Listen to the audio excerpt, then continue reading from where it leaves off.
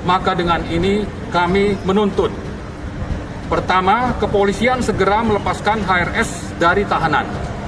Dan sebagai gantinya, kami yang tercantum di bawah ini siap menjadi penjamin. Kedua, segera dibentuk tim gabungan pencari fakta atau TGPF yang independen, bebas dari pengaruh dan tekanan pihak manapun, guna mengusut tuntas kejahatan HAM berat dan tindak pidana terorisme atas terbunuhnya 6 orang Laskar FPI. Kenapa sih dari sekarang sampai sekarang ini tidak ada panggilan untuk rekonsiliasi? Sombong terus. Ini kasus pembunuhan 6 orang. HRS mau pulang dijemput keluarganya, tapi ada pejabat nantang, dia itu tokoh kecil, nggak usah dianggap, nggak ada yang datang. Akhirnya datang orang ribuan, yang nyambut dianggap salah. Lu nantang sih sebagai negara. Terjadilah tragedi ini yang kita tidak berani bicarakan karena ini bisa mengantarkan banyak orang masuk penjara. Sampai hari ini saya lihat tone-nya itu masih belagu, masih ngajak berantem, masih gagah-gagahan gitu. Kurang ajar ya, dia kira dia akan terus di situ gitu. Berharap Pak Jokowi datang dengan kerendahan hati untuk carilah informasi yang benar. Orang-orang di sekitar Anda sedang berlomba-lomba untuk merebut jabatan, mengangkangi jabatannya untuk kepentingan pribadi. Tidak peduli dengan masa depan, apakah suatu hari presiden akan dipanggil ke Mahkamah HAM atau tidak. Yang penting hari ini dia menang. Orang-orang di sekitar Anda tidak jujur. Kalau satu saja menjadi hukuman kepada si pembunuh, itu sudah merupakan satu perkara yang dahsyat. Kalau dapat jahanam saja. Justru pertanyaannya adalah apa? Ketika si pembunuh ini masih ada dan mereka masih memiliki nurani, maka dia hidupnya tidak akan tenang. Mereka akan dihinggapi sebuah dosa. Mereka akan terus pada setiap hari akan terus bergelayut dalam pikirannya sesuatu dosa yang pernah dia lakukan. Bahkan orang-orang semacam ini, maaf, pernah dengar masuk surga tanpa hisab? Nah, orang-orang semacam ini masuk neraka tanpa hisab. Bahkan makhluk-makhluk yang di langit semuanya bersatu untuk membunuh seorang muslim, akan Allah masukkan semua dalam neraka jahanam tanpa alasan yang benar menurut syariat agama Allah. Maka itu seolah-olah dia membunuh seluruh manusia yang ada di bumi ini. Bagaimana kalau anakmu yang dibunuh orang? Bagaimana kalau bapakmu yang dibunuh orang? Munarman versus politisi PDIP. Anton, saya ingin minta tanggapan Anda. Kalau kita melihat dari rekam jejak FPI, Bang Munarman harus kita akui, rekam jejak FPI itu bukan tidak bersih-bersih amat dari unsur kekerasan. Ada beberapa peristiwa di mana FPI menjadi pelaku kekerasan. Kesejahteraan manusia. Ayuhan nas, untuk 6 nyawa yang dibunuh, tenang-tenang saja. Di Amerika sana, negara yang katanya tidak sama sekali tidak Islam, negara yang sama sekali tidak Pancasilais, mereka itu sama sekali tidak ada Pancasila di sana. 1 orang mati gempar seluruh dunia, hanya 1 orang mati. Ini 6 nyawa ditumpas, dan yang menumpas, yang membunuh mengakui lagi, mengumumkan dengan wajah yang benis. Apakah itu penghormatan? Apakah itu perlindungan? Apakah itu pengayoman dan pelayanan kepada masyarakat? Kalau semboyannya katanya melayani dan mengayomi masyarakat, di mana itu 6 orang itu tidak tergolong masyarakat yang harus dilayani dan diayomi? Katakanlah andai kata dia penjahat, katanya ini negara hukum. Lalu di mana hukumnya? Apa kondisinya? Kenapa mereka itu dibantai begitu saja? Ini kita harus peduli. Sebab kalau kita membiarkan hal ini, ayuhan nas, wallahi kita akan ditanya oleh Allah nanti di akhirat. Tidak boleh kita berdiam diri. Bukan apa-apa, walaupun tidak ada hubungan keluarga, tidak ada hubungan kerabat, tidak ada hubungan pekerjaan, tapi mereka adalah nyawa manusia.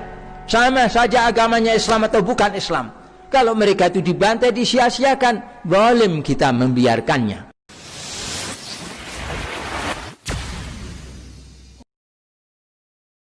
Munarman versus politisi PDIP. Acara Mata Najwa malam tadi, Rabu 16 Desember 2020, mengangkat topik yang lagi menjadi sorotan luas terkait tewasnya 6 laskar FPI yang ditembak mati polisi. Dari pihak FPI, sebagai narasumber hadir jubir FPI Munarman. Dari pihak pro pemerintah, salah satunya hadir Anton Carlyan dari PDIP. Politikus PDIP Anton Carlyan menyebut rekam jejak FPI yang melakukan aksi-aksi kekerasan dan intoleran. Sehingga sepak terjang FPI ini mempengaruhi bagaimana sikap aparat dalam mengambil tindakan. Pernyataan politikus PDIP ini dijawab Majleb Munarman. Itu kan tindakan personal. Kalau kita menghakimi tindakan personal sebagai kebijakan organisasi, bagaimana dengan korupsi yang dilakukan oleh para pejabat negara? Apakah bisa disebut negara itu menyuruh korupsi? Bagaimana dengan tindakan-tindakan dari aparat negara yang lain yang melanggar hukum? Jawaban yang cerdas dan membungkam pernyataan politikus PDIP dan para pendukung pemerintah. Apakah Mensos yang korupsi yang merupakan politikus PDIP berarti PDIP yang menyuruh untuk korupsi? Apakah korupsi kader PDIP yang harus bertanggung jawab PDIP? Lalu PDIP harus dibubarkan? Anton, saya ingin minta tanggapan Anda. Kalau kita melihat dari rekam jejak FPI, Bang Munarman harus kita akui, rekam jejak FPI itu bukan tidak bersih-bersih amat dari unsur kekerasan. Ada beberapa peristiwa di mana FPI menjadi pelaku kekerasan. Karena memang ada rekam jejak juga, rekan-rekan dari FPI ini melakukan ya aksi-aksi kekerasan dan intoleran yang juga cukup disisakan, kadang-kadang juga agak menantang, bahkan ya mungkin terkesan meremehkan. Meremehkan siapa ini? Menantang siapa? Ya menantang petugas, meremehkan negara gitu kan. Seperti kayak kemarin sebetulnya. Kan banyak yang bertanya, kenapa ini tidak? Ini diungkap kasusnya. Karena kan sudah diingatkan, tetapi malah ada hal-hal yang ya mungkin kata-kata yang kurang pantas baik kepada TNI maupun kepada Polri. Justru dari kejadian ini kita nanti jangan lagi ada silang versi, tapi harus saling menghormati, ya saling menghargai. Dan memang rekam jejak itu ada. Kalau saya bacakan banyak sekali. Saya ingin bacakan apa yang misalnya disampaikan oleh Ketua Harian Kompolnas, rekan Pak Wahyu, Pak Beni Mamoto, yang menyebutkan ada 37 ex-anggota Front Pembela Islam yang bergabung ke organisasi terlarang, yang bergabung di Jemaah Ansarut Daulah, ada di Mujahid Indonesia Timur. Saya kutip juga yang mengatakan bahwa ada yang berakses senjata ke Filipina Selatan, Aceh, ada anggota FPI yang melakukan pengeboman Polresta Cirebon. Ada yang menyembunyikan Nurdin M. Top, ada yang merakit bom. Ini data-data yang kemudian disebutkan yang rekam jejak yang dilakukan oleh FPI. Ya, itu kan tindakan personal.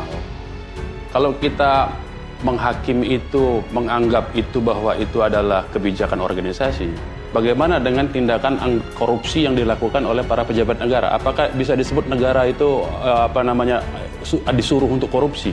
Bagaimana tindakan-tindakan dari aparat negara yang lain yang melakukan pelanggaran hukum? Apakah itu ada doktrin untuk itu? Itu kan tidak bisa bagaimana misalnya ada satu organisasi yang kemudian di dalamnya itu ada oknum-oknum yang dia bertindak atas nama diri sendiri, tidak terkait sama sekali, dan dia sudah lepas dari organisasi, itu apakah itu dibebankan ke organisasi? Tidak.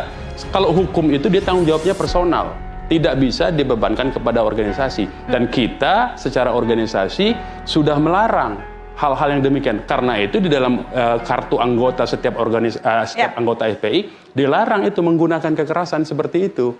Ridwan Kamil, kisruh prokes ini gegara Pak Mahfud MD. Dia izinkan jemput HRS ke bandara.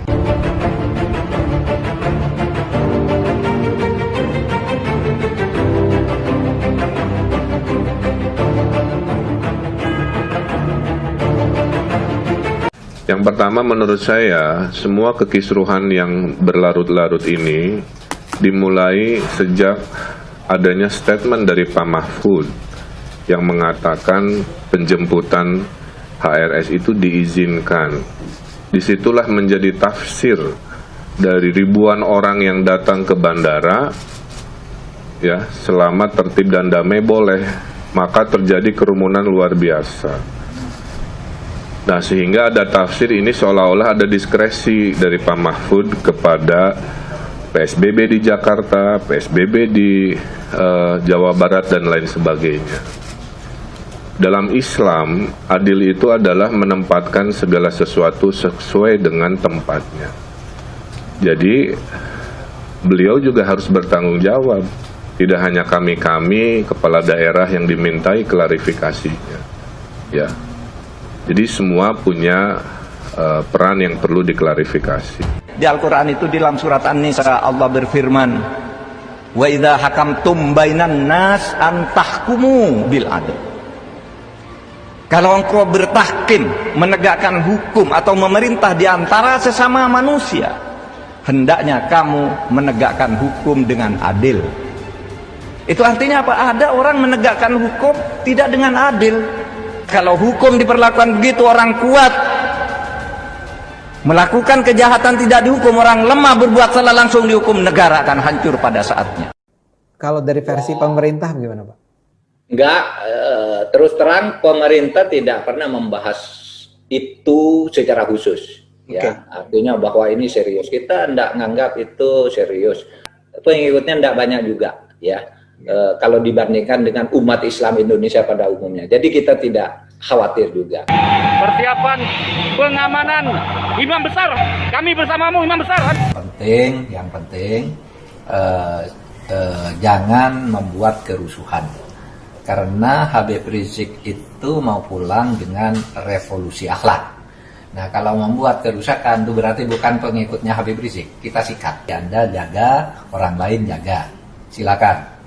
Nah, akan halnya Habib Rizik sendiri mau pulang, ya kita tidak pernah menghalangi Habib Rizik.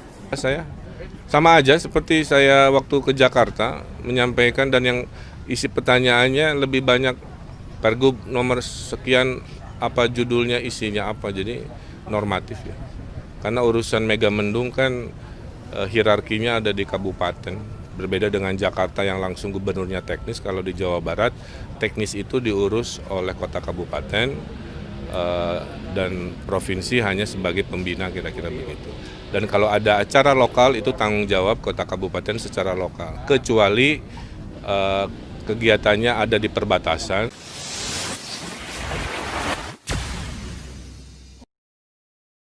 Ridwan Kamil, kisruh prokes ini gegara Pak Mahfud MD. Dia izinkan jemput HRS ke bandara.